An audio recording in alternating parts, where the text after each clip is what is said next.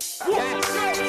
And it's Andy Vyman at the double! Bristol City lead the seven-side derby, and Bristol City have won it! Martin slides away in celebration. Antoine Semenyo, take a bow. Sykes, one-on-one with the goalkeeper. He gets his first Bristol City goal. Oh, goodness me, Andy Vyman. Welcome to Robins TV. Bristol City are back at Ashton Gate for the second time this week, with the Robins welcoming London side Millwall to the West Country for another Sky Bet Championship fixture. City entered this match off the back of Wednesday's 2-1 victory, thanks to Rob Atkinson's brace, putting us up into 11th place. Millwall also picked up 3 points in their last match over Middlesbrough and sit in 15th. But that could all change today. Welcome Bristol City fans to the Robins TV studio, and I'm pleased to say with me today is Academy Director Brian Tinian. Brian, how are you? You've had very well, thank you. Busy day already watching some of the younger Bristol City sides. How's everything going in the academy at the moment? Yeah, really well. The 21s are undefeated and playing extremely well, with some young players in there, with some 16-year-olds played in the week. Our 18s have drawn at Reading today, and I watched the 15s up with the HPC against Arsenal today, draw 3-3, and we were 3-1 up. And Nige and the first team lads after their pre-match were watching, so it was a buzz for our 15s to have the support of the manager and the team. So yeah, going really well. The team and the staff are working really hard to help develop these players for future Bristol City careers, because there's quite a few of them are going to have that. Definitely. And going back to today's match and why we are sat here in the studio, how do you think Wednesday's victory will help push us on for today? Oh, it was a big victory. There was a bit of pressure because we haven't had a great time after the international break, but I thought the performance was good. I know Rob scored in the last minute, and it felt like a bigger win because we'd scored in that last minute, but I thought the performance was pretty good. We were on the front foot. I thought we were the better team. I had some good chances to score, so I'm sure there's been a lot of confidence taken from that game on Wednesday. The manager must have been happy because he keeps the same team, and obviously we have the boost of Thomas Callas on the bench today to help us probably be a little bit more solid at the back at times, although we were pretty good the other night. And actually, speaking of squad news, Dan White is there with all the team news. He's our commentator this afternoon. Thank you very much, Louise. Yeah, looking forward to this. Bristol City in the sunshine. Doesn't get much better than that. Yes, let's have a look at today's teams then, starting with Millwall. And they actually have made no changes from the side that beat Middlesbrough 2-0 last Saturday, with manager Gary Rowett keeping the same squad together as he goes looking for a bit more consistency from a team that are yet to win away from home this season. George Long makes just his 10th appearance for Millwall between the sticks, but is supported by the reliable pair of Jake Cooper and Sean Hutchinson at centre-back ahead of him. Murray Wallace and McNamara will be at full-back. Billy Mitchell and former City loanee George Saville take their place in centre midfield, with danger man Zian Fleming just ahead of them. Fleming has 4 goals in his last 5 games. Could be a problem today. Bury and Vogelsammer could also be looking dangerous out wide as they try to supply the ammunition for Tom Bradshaw, who will look to score again at Ashton Gate just as he did last season. On the bench for Millwall, Bartosz Bilakowski provides experience if needed. George Evans, Callum Stiles, George Honeyman, Mason Bennett and former City loanee Benik Afobe returns, and he makes up the replacements. And it's actually a tale of 2 unchanged teams today, because Bristol City have also decided to stick with a winning team, meaning Max O'Leary retains his place between the sticks. He did very well on Wednesday night. He gets his opportunity again. 2-goal Rob Atkinson, Zach Viner and Tim Closer finish off a back 3, with Jada Silva and Mark Sykes on the flanks in support. Alex Scott and Joe Williams are starting to build a partnership together in midfield, despite the pair picking up a combined 10 yellows between them. Looking up top, it's Andy Vyman in the slot. Can he do what he did the last time Millwall were in town and become the hero again? Or will it be one of the young crop as Tommy Conway and Antoine Semenyo go looking for their next goal in a City shirt? So on the bench for City, it's Dan Bentley, Cam Pring and Andy King. Attacking options include Chris Martin and Naki Wells. Not many can count on that many goals on their bench this season. Plus youngster Dylan Kadji and the returning Thomas Callas. Could we see the return of the big Czech today? So no changes for Bristol City then, and it's something Nigel Pearson is rather happy about. we've got some catching up to do. We are still all right. Yeah, it was a good result the other night, and we needed it. But it's really imperative now that we back it up with another good result today. It will bring us back into some sort of a better feeling, I think, throughout the squad and our fan base. Change on the bench, Thomas Callas, he hasn't featured in the squad this season. Great to have him back, especially when we've got a few players absent through injury. Yeah, I mean, Tom has worked really hard. A difficult injury to recover from, so I think for him it's a positive lift for him, hopefully. But we're just really pleased to have him back in the mix, and it gives us more choices, which is we're in a very, very tough run of fixtures, and we're going to need everybody, and so really good to have him back. Go well today. Okay, cheers. Well, Brian, he seemed a lot happier of a manager than Wednesday night when he was very stern going into the match. There was a bit of pressure because we haven't had a great run, as I said, before the international break, but I think that's lifted massively. The training ground feels a better place. The feeling is good. I think the players have got the confidence back, and I think we'll go out today and put a really good performance on. They're good on set plays. They're a big team, so we're going to have to not give too many free kicks away in wide areas and defend set plays really well today, because that's their big threat. And that only change in the squad today is that man Callas, big central defender, so much experience playing for his country as well. How important do you think it is to have someone like that on the bench, and especially where we are known for conceding a little bit too much at times? Massive. It's massive for everyone. I think the squad will feel better to see him there. It'll make the three at the back have to play very well, because they'll know there's Thomas Callas on the bench and nearly ready to be pushing to start, so they'll have to be on the top of the game today. And as I say, it'll give this squad a big boost to have Thomas Callas around and ready to play some minutes if needed. And if we look through Max O'Leary playing, do you think actually, he did deserve to stay on and be in that goalkeeping role? Well, the manager's very honest and very straight, and if you're not performing, it doesn't matter what position you're in, whether you're a midfielder, whether you're attacker, whether you're away player, and the goalkeeper's the same. I know he's the captain, but the manager wasn't happy with his performance at Birmingham and thought there's time for a change. I think Max performed extremely well on Wednesday, so yeah, he's had to be patient, he's had to train well, he's had to keep focused for when this opportunity comes. As we say, he's got the opportunity, take it. Well, thanks very much, Brian. And let's head down now to Downsy, who is with Sinead from the Foundation.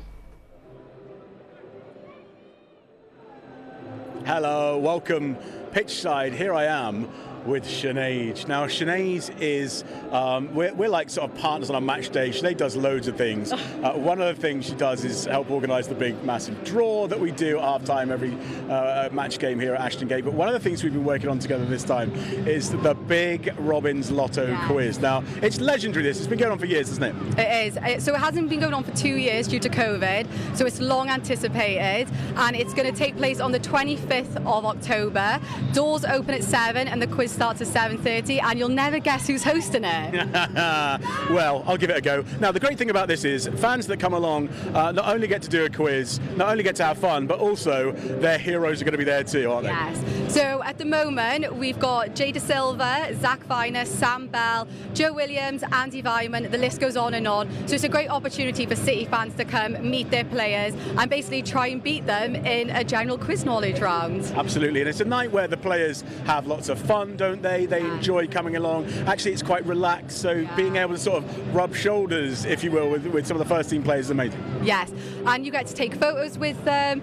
Often we're going to do a few different rounds, so there's I won't give it away actually, I'm not going to tell you what rounds there are, but there's opportunities for you to win signed merchandise from them, so it's just a great opportunity. And also, it's not just Bristol City rounds, so even if you don't know much about Bristol City, there's general knowledge, public affairs, current affairs, there's a Bristol round, so there's something for everyone. Yeah, there's some fun as well there, isn't there? It's not all just sort of written, it's not sort of like writing papers, you have to be quite artsy and crafty as well. Yes, that's maybe a hint for one of the rounds that we're going to be doing.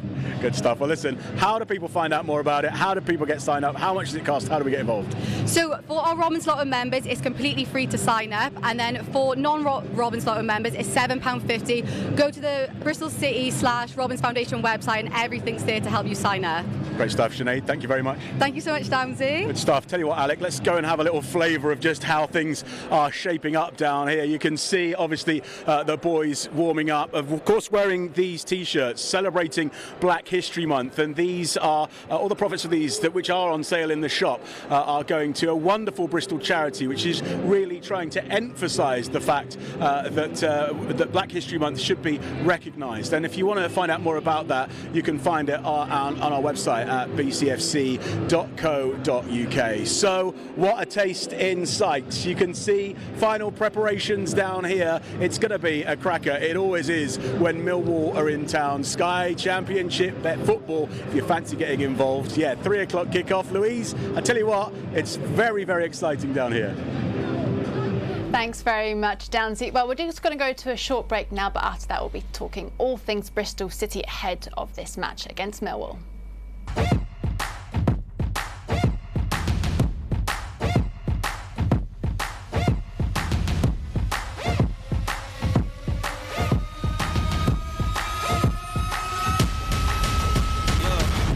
Might not wanna get close. We a little wild war, covered in tattoos. Run it up, taking all the views. Stepping on place, feeling the fear. I know you feeling it in the air. Whole squad wearing all black. Motivation's looking real bad. We back to the bone, raising a fire alone. We ain't never needed nobody. Give me 6 feet, this is my party. Ain't got no feelings, we heartless. Take a peek inside the darkness. Blow up the spot, then we run it. Ready or not, here we coming.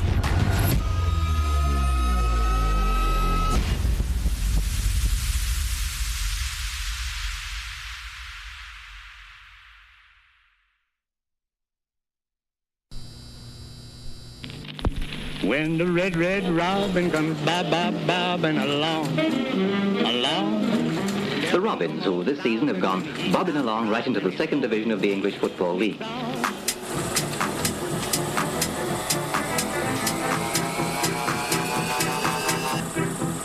The Robins.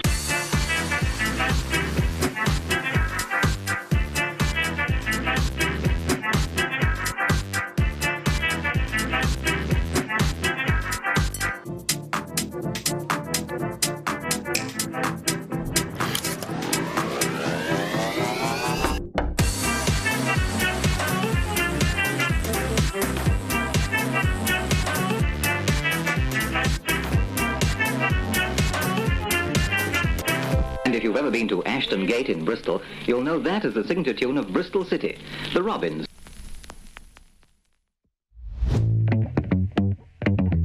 So we've got all this outdoor space here, and it's perfect for companies to come in, whether they're small or large. So we cater for maybe a team of 12 or a team of 800. They can come here, have a really positive experience and be rewarded for all their hard work in the office or whatever industry they're from.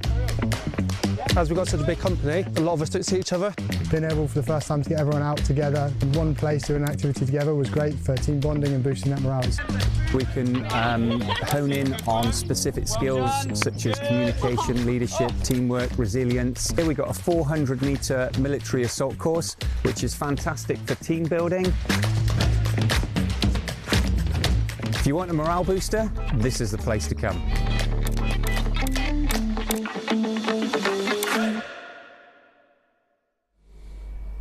Welcome back to Robins TV for this afternoon's Sky Bet Championship fixture against Millwall.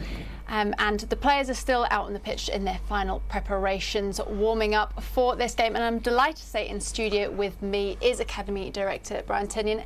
And Brian, we were just saying in the break that we've got 5 Academy starts and 2 on the bench, so you must be pretty chuffed with that one. Yeah, it's really good, to be honest. We were talking about the 21s and the 18s and the 15s. They can all see now a clear pathway to the first team. So I don't think there's too many teams you can see that. So when we're trying and we're talking to these players and showing them, we can show them Max O'Leary and Zach Viner and Tommy Conway and Antoine and Alex Scott. And then we've got Dylan Cadgy on the bench at just 19 and Cam Pring, and then we've got Sam Bell who's in the squad just waiting for his chance. So many good young players who are getting the opportunity here. Nigel's been great since he come in. You know, we're giving Alex Scott and Tommy Conway their opportunity and Cam Pring. So yeah, it's all right talking about it, but when you see it on a team sheet like that, you know it's clear that the pathway is here. And your under-21s, they played Millwall earlier this month. Yeah. They drew 1-1. They're unbeaten. But what do you see in a player to go, right, actually maybe they're ready to make the next step? Well, they train really well, and the first team again, Nigel's really good. That on a Thursday, sometimes we send 5 or 6 to train with the first team who are doing really well. So the 21s and the 18s know if they're training and playing well, there'll be a few who are given that opportunity to train with them on a Thursday. So it's been working really well. The good thing is the 5 that have been going, and it's been different ones.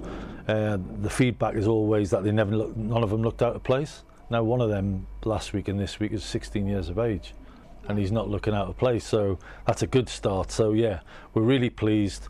And as I say, the first team staff are really good, and they want to see the best young players that we've got coming underneath this in training, in games, and they all watch the 21s games when they're home as well, so they can see them themselves. Well, thanks, Brian. Well, it's good things happening in the academy and good things happening to Bristol City earlier this week when we beat Preston North End 2-1 thanks to Rob Atkinson's 2 headers. And the last one was my favourite when he was flying for that winner. So let's have a look at that now. Laced in there with a little bit of loft on it, a little bit floating. It's going to suit the goalkeeper all day long. Option here for Preston. Good work again from Max O'Leary. He's got a kick from it as well, but Guire, though, as you've been saying, Lewis, slid in, and it's Daniel Johnson that provides what could have been a pretty impressive assist. But watch on, wait for any moments he's called upon. Jay De Silva, little flick round the corner. Semenyo tries the same. Space opens up for Semenyo. Can he find the right player now? Flicked on to Tommy Conway, whose shot doesn't have the power or precision to beat Woodburn. Joe Williams sends Semenyo off. He gets those legs motoring. What can he... Well, flashes past that far post. No deflection. He's disappointed with himself, but those are the areas, Lewis, that we wanted him to exploit in the first half. Yeah, very much so. Like we said, between wing back and centre back, get him running at people like Greg, putting them on the back foot, and Semenyo can go both ways and got a lovely strike off both feet. Chance with Alex Scott then. Semenyo peels off his marker. Atkinson was there. Tommy Conway drives it across. Here's Semenyo. Feints to shoot, then Sykes from range. Complete scramble at the back from Preston as Conway tries to keep Bristol City ticking. Here's Sykes. Chips it into the box. Flick on for Ryder. And guess who it is? It's Big Rob at the back post. Atkinson has his second goal of the season. South Stand are up. Some Bristol City break the deadlock at Ashton Gate.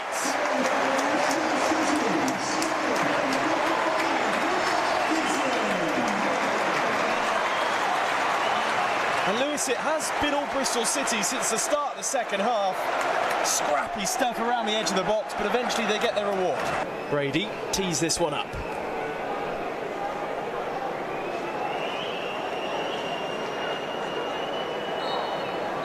Box flooded with yellow shirts. Brady, the man to take, swings it in. Will it be met by a Preston head? Scooped away almost, but it's fired home. And it's Hughes with the goal. And Bristol City just inviting that pressure there. There was a foul that didn't need to be committed from close, and the delivery is absolutely outstanding. Again, that's a couple of corners and free kicks where the delivery's been excellent. Alex Scott.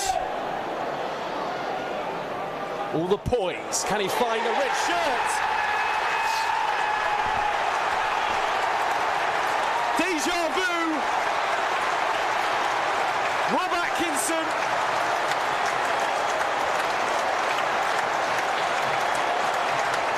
Not only a beast at the back, but he's becoming a high flyer in front of goal as well. And Bristol City retake the lead with just 30 seconds remaining. Yeah, I think just like with the Preston goal, the delivery is incredible from Alex Scott. It's flat, it's got pace on it, it's right in the middle of the goal, and it's just saying head me in. And that's what the big centre-back does. Well, Rob Atkinson was in a very good mood after that, and so he should be. How do you think his development has been actually throughout this season? Really good, because he's obviously come from League One last season, and his first season in the Championship last year. He played a lot of games, was good. Got hit by COVID a little bit, when knocked him back, but he's come back stronger this year. He looks a better player. He looks a better all-round player. He's quick. He can travel out from the back with the ball, and he's a threat from set pieces. That's 3 goals I think he's got now from set plays. So that was really nice, because we'd obviously conceded 3 from set plays against Birmingham, and now he was raging. So to score 2 from crosses was really good for us. And obviously we did play well on Wednesday, but what do you think we can improve on from that point? What can we learn from? I think the last 2 games I've watched, we played Coventry and had 40-odd crosses. We had a lot of crosses the other night. Can we just up the quality of the crosses in wide areas? We're getting in really good positions, but can we deliver better balls into better areas to get a few more chances for our strikers? Our strikers have got to get better movement and know where them crosses are going. But I think we're manoeuvring the ball into really good areas and getting lots and lots of crosses in, but can we get better movement in the box to get on the end of them? Definitely. Well, thank you very much, Brian. And let's have a look back now at the first game of 2022 against Millwall, where Andy Weimann scored a hat-trick. Can it happen again today? He is hoping. Benarouz and Scott particularly, given they're players that will see a lot of the ball in midfield, it doesn't seem to really affect them too much, the home crowd and everything that comes with it. No, not at all. I think, you know, all through the academy. That's a really poor clearance. Is there an opening goal? There is! And it's Andy Weimann, hits double figures for the season. A really sloppy clearance from Biakowski. And his first blood to Bristol City at Ashton Gate. That's a great finish. I mean, early in the game you can have that rush of blood and snatch at it, but he's just, you know, you can see the concentration there, and he's just put his laces through the ball. Poor, terrible clearance here. Look, it just composes himself. That's a great finish. Well done. Does just enough, Andy Weimann, just to nicely loft it up above the goalkeeper. And encourage Millwall onto us. Here's Tom Bradshaw arriving, and it's an equaliser. It's now 5-5 for the Welshman. And again, that just comes out of nowhere. Matty James will be kicking himself because Viner was away in the attack prior to that. Slides it through to Benikafobi, and that's a really rash challenge there from Towler. Looks as though it's a penalty as well. It's a yellow card for Riley Towler. A sloppy challenge. Well, Benikafobi with a chance to score against his former club. Max O'Leary in front of him, and this time he is beaten.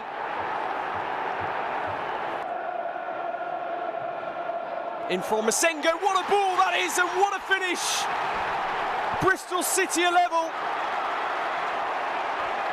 And as he's done already this season, Andy Weimann strikes twice. What a ball from Masengo that is.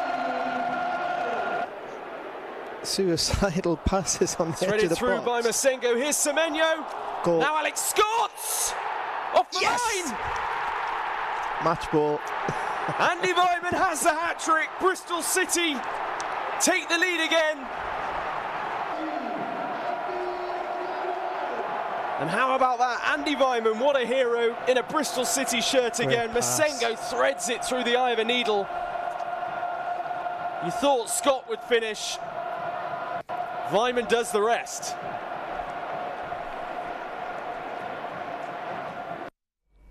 Well, that's Andy Weimann at his best. And Brian, can we do something like that again today? Yeah, I'm sure. And as I said, I was speaking with Nate this morning. If we can defend well, we'll score goals. We've got goals in our team. We've got goals on the bench.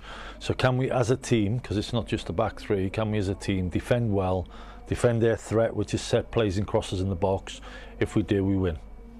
And we've got Tim Closer playing as well. He did quite, apart from giving away the free kick for the goal, he did really well on Wednesday. He played really well. He gave us a bit of experience in the middle of the back three. He makes good decisions. He's a good player. He headed it when he had to head it. He passed it. He played forward. I thought Close was excellent the other day. If he can build on Wednesday's performance, I think that back three will gain some confidence. Well, thank you very much for all your insight knowledge. Brian, you will be going up to the commentary box soon, but it's now time to say goodbye to those of you watching on the likes of YouTube and Facebook. This game is for